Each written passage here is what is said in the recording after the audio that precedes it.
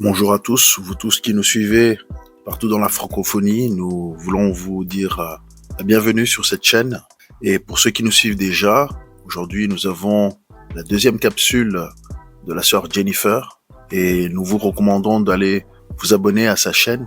Donc elle vient de commencer, c'est un moyen d'encourager quelqu'un qui prend son courage et qui n'a pas honte de l'évangile et qui parle et qui révèle ce que Dieu lui a donné, ce que Dieu lui a révélé. Donc encouragez-la, allez sur sa chaîne et abonnez-vous.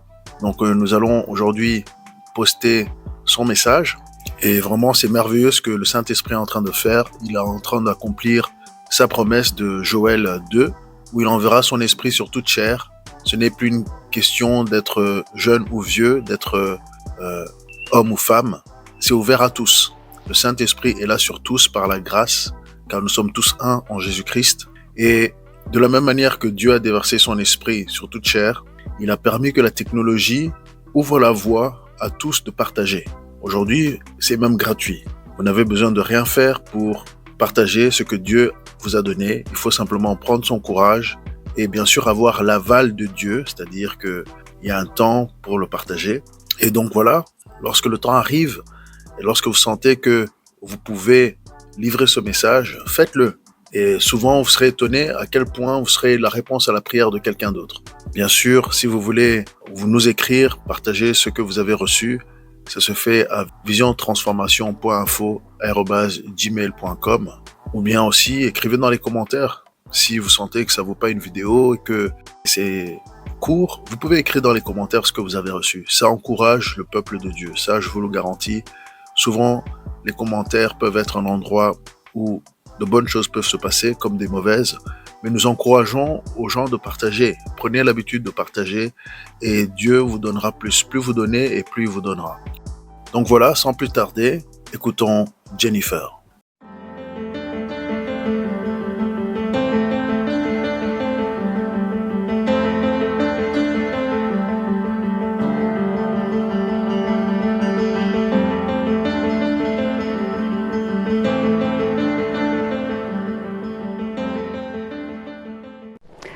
Bonjour et bienvenue sur le canal Resplendeur, bienvenue dans cette nouvelle capsule.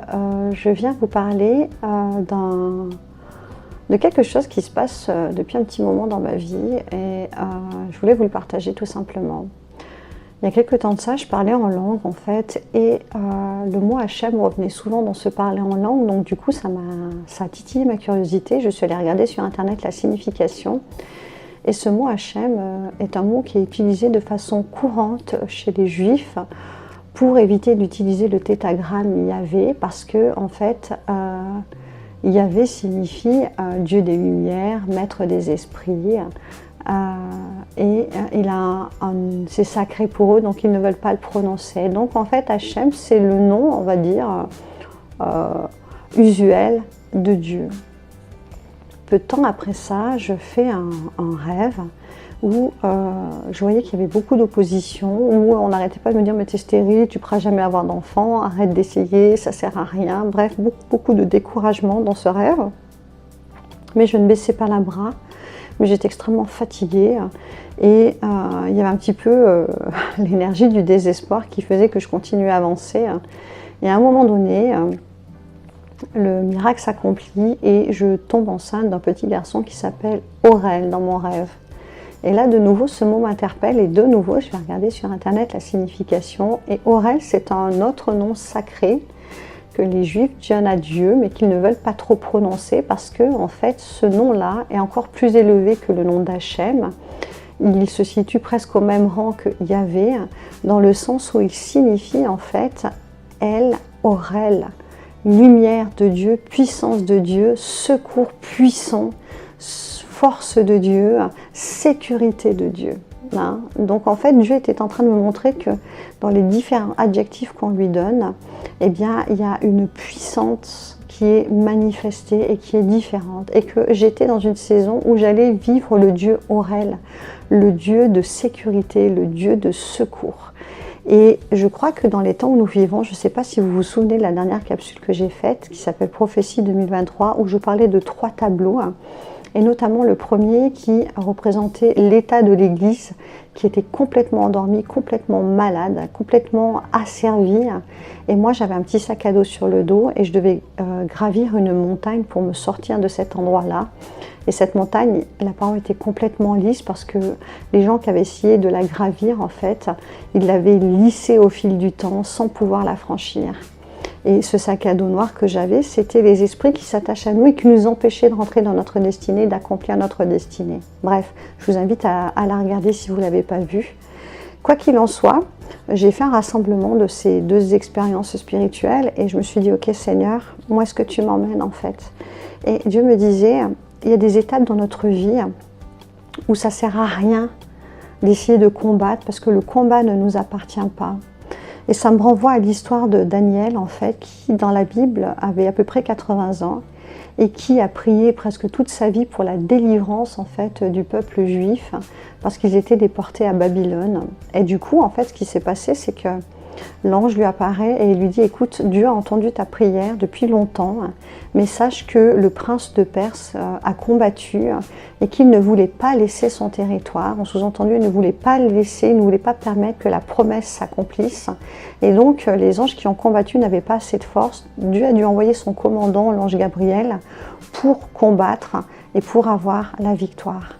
Et donc, il y a deux choses en fait dans notre vie qui font que des fois, on vit des circonstances qui stagnent, on vit des circonstances où où le temps passe et rien ne se passe, et où notre âme est accablée, fatiguée, mais où notre esprit lui résiste toujours. Et en fait, ce qui se passe, c'est que ces deux choses sont très importantes. La première, ce qu'il faut comprendre, c'est que des fois, c'est purement et simplement spirituel et que nous n'avons rien à y faire.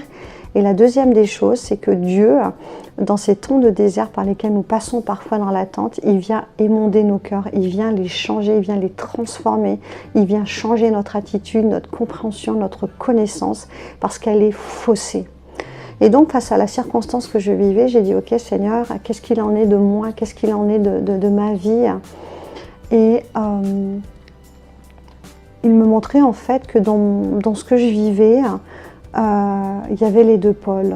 Le premier, c'est qu'il lui a fallu des années à Dieu pour me sortir de croyances chrétiennes qui étaient complètement fausses et erronées et qui ont longtemps été inculquées dans les églises et qui étaient complètement mensongères parce que finalement, on nous a enlevé le Dieu de l'impossible et on nous a fait croire que c'était encore au travers des œuvres que nous allions obtenir les promesses à coup de jeûne, à coup de prière et à coup d'intercession, à coup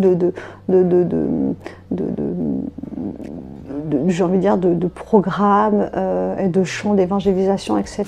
Et finalement, ça c'est bien, mais c'est pas ce que Dieu demande à tout le monde. Alors, ce que je veux dire par là, c'est que, je vais essayer de pas trop m'égarer du sujet, mais je fais un aparté. Vous savez, on peut avoir tous les dons de prophétie qu'on veut, on peut avoir tout le don d'enseignement, toutes ces choses-là, c'est bien. Ce sont je dirais, c'est la panoplie du Saint-Esprit qui est donnée aux enfants de Dieu, mais ça ne sert pas qu'à servir dans les églises. Il y a plein de choses à faire dans le royaume de Dieu. Et le royaume de Dieu ne s'arrête pas à une église 4 murs. Le royaume de Dieu, c'est le monde entier qu'il faut conquérir pour Dieu. Ça sous-entend l'éducation, ça sous-entend l'économie, ça sous-entend la politique, ça sous-entend la médecine, les sciences, tout. Absolument tout. L'un des premiers commandements que Dieu a donné à l'homme, c'est de dominer sur la terre. Alors évidemment, Satan utilise ce mot dominer en inversion qui veut dire asservir, soumettre, avilir même parfois, alors que Dieu, lui, c'est protéger, c'est prendre soin et c'est aimer. Et Dieu me montrait qu'au travers de ce mot Orel, c'est ce qu'il allait rétablir dans ma vie. Et je crois qu'on arrive à un stade où plus que n'importe quoi, on a besoin de vivre l'amour de Dieu et que l'amour de Dieu soit remis au centre dans notre vie, ni par force, ni par puissance. Vous savez, ce qui a dissocié les vierges folles des vierges sages, c'est qu'elles ont aimé Dieu et que Dieu a continué de les remplir de son Saint-Esprit. Même si elles étaient endormies, parce qu'il faut dire, elles étaient toutes endormies, le Saint-Esprit a continué à agir dans leur esprit, en fait. Ça veut dire quoi? Ça veut dire que L'âme peut être fatiguée, on peut être épuisé, mais notre esprit, lui, peut continuer. Il peut continuer à être vaillant, il peut continuer à se nourrir spirituellement au travers du Saint-Esprit. Et c'est ça la différence.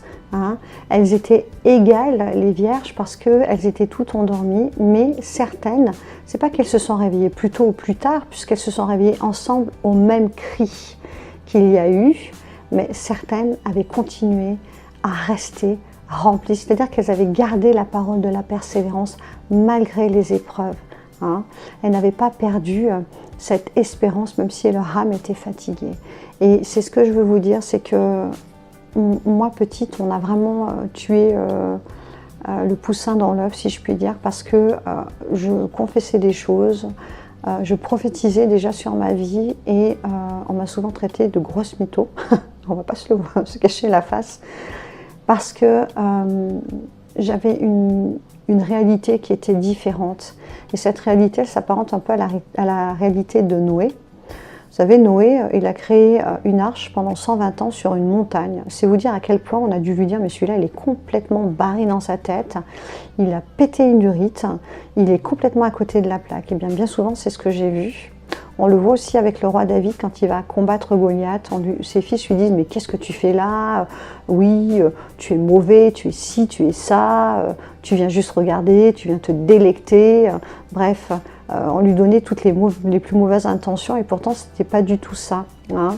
Et ce que je veux vous dire, c'est que si vous êtes combattu, c'est pas grave. Ne baissez pas les bras et surtout ne perdez pas, j'ai envie de vous dire, ce que Dieu a mis dans votre cœur, quoi qu'il arrive, peu importe les circonstances, peu importe ce qu'on vous dit, peu importe ce que vous croyez de vous-même parfois, parce que des fois, en fait, notre pire ennemi, c'est nous-mêmes.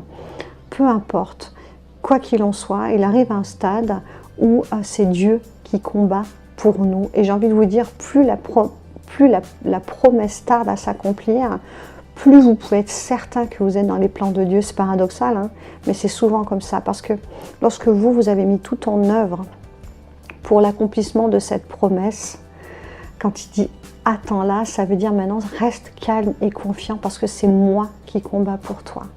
Et j'ai envie de vous dire qu'aujourd'hui, en ces temps difficiles, il y a beaucoup de promesses qui ont été demandées par le peuple de Dieu et beaucoup qui n'ont pas vu d'accomplissement. Mais c'est le temps de l'accomplissement des promesses pour le peuple de Dieu. Donc, réjouissez-vous, levez la tête, restez dans la confiance vraiment absolue que Dieu est le Dieu Aurel. Il est le Dieu qui secourt, il est l'aide, il est l'appui fidèle et il va se manifester parce qu'il combat pour vous, parce qu'il y a un combat dans le royaume de Dieu. Parce que la Bible a dit, lorsque vous priez et que vous priez en mon nom, celui qui croit en moi, croit au Père, et celui qui croit au Père, croit en moi. Et nous accomplirons cette promesse parce qu'elle est dans notre volonté. Alors Dieu, quand on lui fait une promesse, il veut l'accomplir parce qu'il veut honorer son nom et il veut honorer l'alliance qu'il a faite au travers de Jésus. Donc ne craignez rien malgré les circonstances parce que Dieu vient à notre secours, particulièrement en cette année. Je crois que c'est une année où beaucoup de ceux qui ont prié, beaucoup de ceux qui ont persévéré, qui se sont épuisés à garder la promesse, vont les voir se réaliser en cette année 2023. Voilà ce que j'avais reçu pour vous. J'espère que j'étais pas trop confuse. Mais voilà, c'est le message que je voulais vous laisser parce que c'est important. Parmi les vierges, il y en avait 5 qui ont gardé la parole de la persévérance. C'est juste la différence avec celle qui était folle. Il n'y a pas une grande différence. C'est juste de la persévérance dans les épreuves. Et sachez que Dieu est avec nous, sachez qu'il combat pour nous et que c'est lui qui remporte les victoires. Et je crois que, comme pour le peuple qui a reçu la promesse de la terre promise, Dieu leur a dit vous allez rentrer dans cette terre et c'est pas vous qui allez construire les maisons, mais elles seront déjà construites afin que vous sachiez que je suis Dieu. Et je crois que c'est ce que Dieu veut faire. Quand on garde la parole de la persévérance, on arrive à un stade où on est tellement fatigué, où on est tellement épuisé qu'on n'a pas d'autre choix que de s'en remettre à Dieu pour la suite de la marche. Et c'est exactement ce qu'il demande en fait. Parce que c'est dans cette situation où on dit « Seigneur, je reconnais que tu peux tout ». que le miracle commence à s'accomplir. C'est lorsque nous renonçons à nos propres capacités que Dieu peut mettre en route sa puissance. Parce que c'est un Dieu jaloux et qui veut la garder que pour lui et qui veut qu'on le reconnaisse dans toutes nos voies en fait, dans toute notre voie. Ouais, bref. Il veut qu'on le reconnaisse dans tout ce que nous faisons et il veut surtout en fait que nous le reconnaissions. Ça veut dire que finalement, c'est lui qui prend la place et c'est lui qui fait les choses pour nous. Et c'est quand même plutôt confortable et plutôt incroyable en fait que de se dire ok, je vais jeûner, je vais prier, je vais me sanctifier, etc., etc. Parce que bien souvent, ce qu'on nous a enseigné toutes ces années, c'est vraiment l'élévation, mais par la force de nos propres œuvres. Et cette période charnière, Dieu est en train de dire fuite, mets ça de côté. Tu as gardé la persévérance et maintenant c'est moi qui vais agir, c'est moi qui vais te montrer qui je suis dans ta vie parce que je t'aime. Alors les amis, prenez soin de vous parce que il est de retour bientôt et il nous aime. Que pensez-vous de cette vidéo?